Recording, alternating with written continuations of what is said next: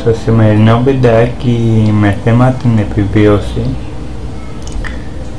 θα μιλήσουμε, καταρχήν να σας πω ότι το βιντεάκι που το γυρίζω σήμερα είναι 2 του μηνός, ημέρα Παρασκευή, και θα ανέβει αύριο 3 του μηνός, ημέρα Σάββατο. Λοιπόν,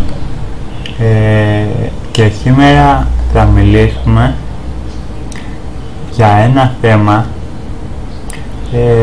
το οποίο το βλέπετε και στο τίτλο, τι πρέπει να προσέχουμε σε μη νόρμα μέρη, δηλαδή αυτά τα μέρη που δεν γνωρίζουμε.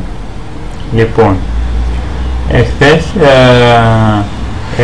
για όσους το είδατε και για όσους δεν το είδατε, να πάτε να το δείτε, ανέβασα το βιντεάκι γνώριμα μέρη, όπου έλεγα ότι καλύτερο θα ήταν να πάμε σε ένα μέρος το οποίο γνωρίζουμε και όχι σε ένα μέρος που δεν γνωρίζουμε, γιατί στο μέρος που δεν γνωρίζουμε μπορεί κούφια η ώρα να κινδυνεύσουμε από κάτω. Λοιπόν, σήμερα, όπως σας είπα, θα μιλήσουμε για το δεύτερο κομμάτι του χθεσινού βίντεο, το τι πρέπει να προσέχετε σε ένα μη γνώριμο μέρος. Να πω κάτι, ότι τα βίντεο δεν είναι μαζί, δηλαδή δεν είναι part 1, part 2 όπως έγραφα σε άλλο βίντεο, ή όπως θα γράφω στα μετέπειτα να κάνω part 1, part 2 κλπ. Απλώς είναι παραπλήσιο, το δεύτερο κομμάτι του χθεσινού βίντεο είναι παραπλήσιο με αυτό που θα μιλήσουμε σήμερα. Εξάλλου, όταν ανεβάζω ένα βίντεο και το έχω χωρίσει σε μέρη, γράφω part 1, part 2, 3, 4 κλπ. Λοιπόν, σήμερα θα μιλήσουμε για αυτό το θέμα. Άμα πάτε σε κάποιο μέρος το οποίο δεν γνωρίζετε, πρέπει να προσέχετε πάρα πολύ, καταρχήν, που θα στήσετε το καταφύγιό σας. Δεύτερον, να προσέχετε που αφήνετε τις τροφές σας. Ωραία, είτε αυτές τις έχετε μαζί σας, είτε πάτε για εξερεύνηση τροφής. Λοιπόν, να προσέχετε, ας πούμε, που αφήνετε το σάκο σας. Να προσέχετε που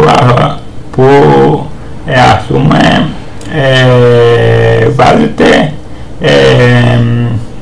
αυτό που σας είπα, το καταφύγιο σας.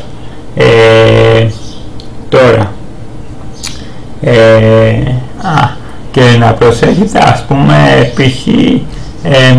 να μην αφήνετε ανοιχτό το σάκο σας, ενδεχομένως να φύγετε κλπ. Δηλαδή, αν πάτε για μια δουλειά, για κόψιμο ξύλων π.χ. ή για εξερεύνηση τροφής, να μην αφήνετε ανοιχτό το σάκο σας κλπ. Τώρα, θέλω να σας πω ότι αυτό για την αποφυγή ζανίων και τέτοια που σας είπα, για τα φαγητά, για το σάκο σας κλπ. Τώρα, γιατί όχι, γιατί πρέπει να προσέχετε, μάλλον για να το πω πιο σωστά, γιατί πρέπει να προσέχετε τα μη γνώριμα μέρη. Τα μη γνώριμα μέρη πρέπει να τα προσέχετε για αυτό το λόγο που σας είπα, αλλά και για ένα άλλο λόγο. Πολλοί οι οποίοι δεν γνωρίζετε, και ας πούμε πάτε και βάλετε μια σκηνή οπουδήποτε,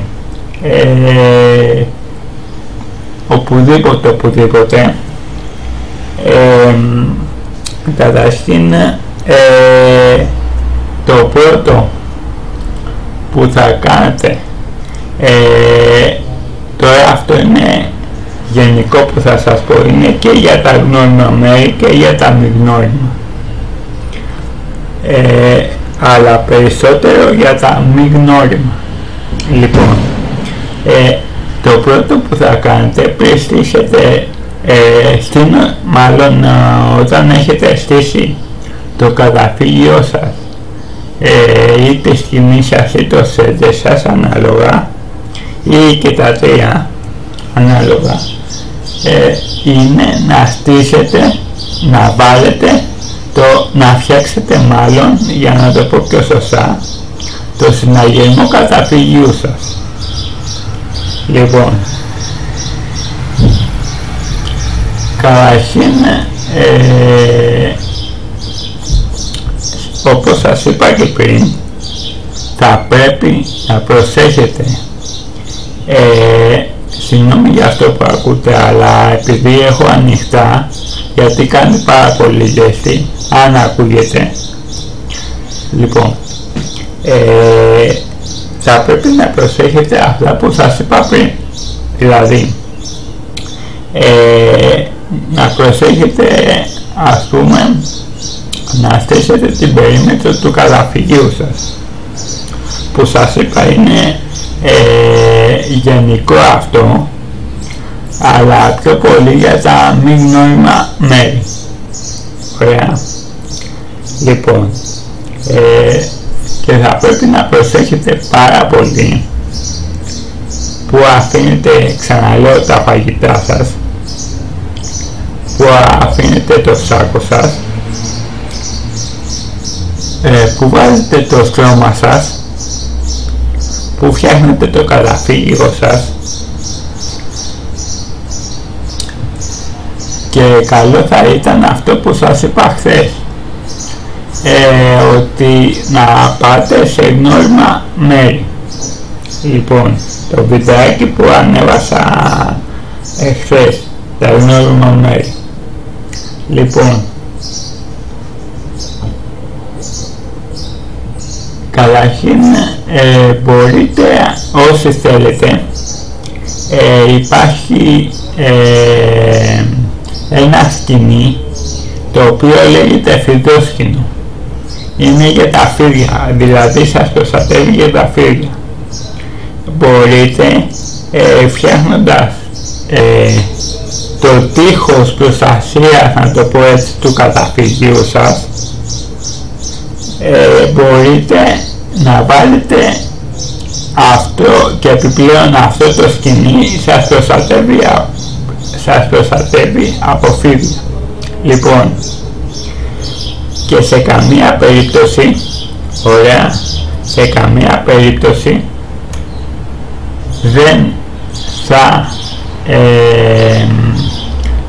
πάτε, ωραία, να αφήσετε φαγητό, ωραία, κάτω στο χώμα, σε καμία περίπτωση όμως. Λοιπόν, και θα προσέχετε πάρα πολύ σε φωλιές λαγών κλπ. Βέβαια θα στήσετε τις παγίδες σας, αλλά θα προσέχετε, ωραία, και ειδικά άμα στήσετε κοντά σε αρπακτικά πουλιά, θα προσέχετε. Τώρα, πώς θα διαπιστώσετε ότι είστε κοντά, έχετε στήσει κοντά τον καταβλισμό σας, το καταφύγιο σας, όπως έχετε πήρετο, κοντά σε αρπακτικά πουλιά? Θα δείτε μεγάλα δόντια, θα δείτε τένοντες σπασμένους και τέτοια, από πουλιά και λοιπά, διάφορα. Λοιπόν, θα δείτε δηλαδή μοιραία οστά και λοιπά. Λοιπόν, προσοχή αυτά που σας είπα, και εγώ θα συνιστούσα αυτό το βιντεάκι που ανέβασα χθες σε γνώριμα μέρη. Λοιπόν, αν σας άρεσε το βιντεάκι, κάντε ένα like, κάντε μια εγγραφή στο κανάλι μου για περισσότερα θέματα επιβίωσης,